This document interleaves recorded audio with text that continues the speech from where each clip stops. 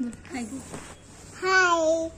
हाय मी आमचं बाबाला हे बघ झोपला. आता त्याला मी झोपतो. माझी झोपला आमचा. हाय हाय आम्ही ना बाळ झोपला. आता ना मी बाळाला झोपून आले. आता मी ना बाळाला ना बोजच म्हणाले.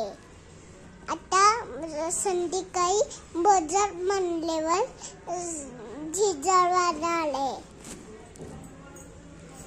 आता झोपू बाळाला. मी